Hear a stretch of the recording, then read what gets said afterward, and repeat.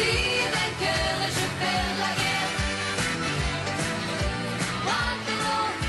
Question posée au cours de la semaine passée, quand on a dit est-ce qu'il y a une personnalité française de haut niveau qui insiste à mais bien sûr que oui. Bien sûr que oui, c'est Henri Jean. Alors, entre nous, on fait bien dire ça parce que c'était extrêmement choquant. Alors, la bataille de Waterloo, on était il y a une... Donc, c'est passé il y a une semaine, et je voudrais vous montrer une photo derrière. Je voudrais que... Ils sont là, voilà la photo. Alors, regardez, alors. Elle est extraordinaire, la photo. Alors, vous avez à gauche le roi des Pays-Bas, Willem Alexander, le roi des Pays-Bas. Après, vous avez le fils du duc de Wellington, qui était le commandant des remontants anglais. Après, vous avez le prince Blücher, qui représentait les Prussiens. Après, vous avez son Altesse impériale, le prince Jean-Christophe Napoléon, qui ont tous les quatre, ils ont la main sur un boulet avec les couleurs de leurs étendards. Ils représentent les belligérants, si vous voulez, qui ont fait la paix. Et à côté, regardez, il y a le roi des Belges et le grand-duc de Luxembourg. C'est formidable. Il manque quoi? Il manque les Français. Mais c'est pour ça que vous étiez là. Non, mais j'y étais, mais non, mais je ne pouvais pas aborder. Non, mais est-ce que je ne trouvais pas bien? On parle de la bataille de Waterloo, c'est pas une défaite. Enfin, c'est bien sûr que c'est une défaite. C'est pas une défaite, mais enfin, quand même, on n'a pas franchement non, mais gagné. ce que je veux dire. Non, mais je ne voudrais pas être désagréable. Non, bien sûr. Non, mais pour célébrer. On a gagné des trucs mieux. Non, mais il y a 12 000 petits Français, des petits gars qu'on appelle des Marie-Louise. Là où vous avez peut-être raison, c'est il fallait honorer, là, mais voilà. Hommage à ça.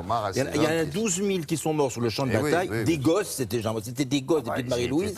Et puis, il y en a 8 000 après qui ont été mutilés ou qui ont été blessés. Alors donc, la reconstitution, il y avait une reconstitution magnifique. Il y avait 75 000 personnes qui ont assisté en plein air.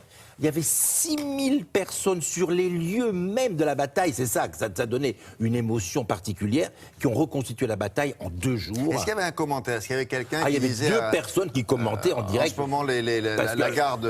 Ça arrive d'un côté. Alors, bien sûr, à l'époque, il y avait beaucoup moins de gens. Il y avait beaucoup moins de gens qui vivaient que ceux qu'il y en avait à l'époque. Mais on suivait ça. C'était chargé d'une émotion. Parce que sur les lieux de l'histoire même, et que des bénévoles, que des gens qui faisaient ça pour le plaisir, si j'ose dire. Allez. Donc venez assister à la reconstitution de la bataille de Waterloo.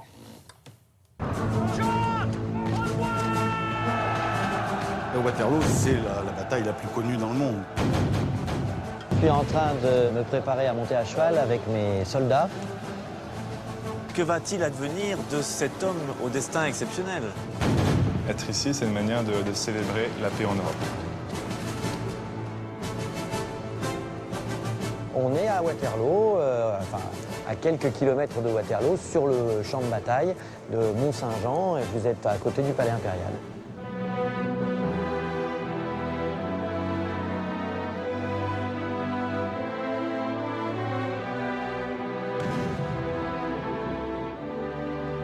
Je peux comprendre que ma présence puisse surprendre.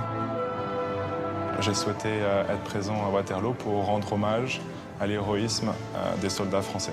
Il y a eu un moment très émouvant pour moi qui a été une déclaration commune avec les descendants des 4 chefs d'armée, donc le roi de Hollande, le comte Mornington, le prince Blücher et moi-même.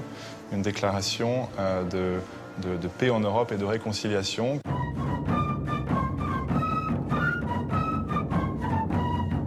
C'est tout à fait passionnant de se replonger dans l'épopée napoléonienne et on arrive à avoir un parfum d'histoire quelque part, à remonter dans le temps. On voit comment était l'empereur, comment il vivait sa vie de tous les jours.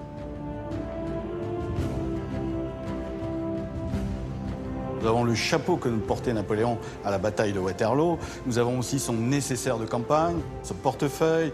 Il y a aussi des reliques de ses soldats. Waterloo, c'est la chute des géants. Il y a le géant Napoléon qui tombe. Et cette fin tragique fascine encore.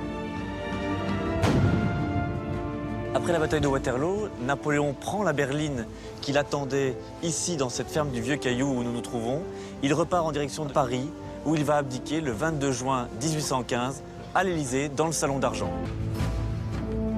Après la bataille, on compte entre 10 et 11 000 morts sur ce champ de bataille.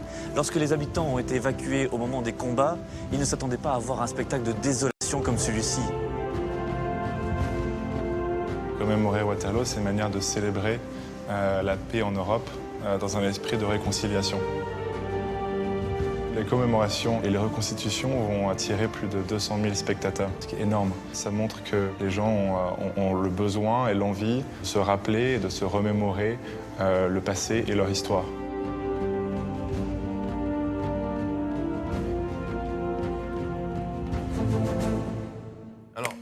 Des livres sur Ah, non, Napoléon, il c'était- y en a plein qui ont été publiés. Et là, hein. Florine, on a reconstruit la bataille de l'Erckmann-Chatrian, il y a le bouquin de Dimitri Casali qui est très bien. Mais David Chantran, qu'on a vu dans le sujet, qui est le spécialiste de Napoléon, a fait un bouquin qui est très original, qui s'appelle L'Insulaire, qui raconte les 9 vies de Napoléon à travers les 9 villes qu'il a occupées. Et puis il y a un magazine Napoléon Ier qui raconte Waterloo. Et regardez, je vous ai ressorti. Moi, j'adore les images d'Épinal. L'image d'Épinal, ils vont les rééditer toute la bataille de Waterloo, qui est c'est les images d'Épinal, c'est absolument magnifique. Mais c'était très impressionnant D'accord. et très émouvant à voir. Voilà. Merci beaucoup.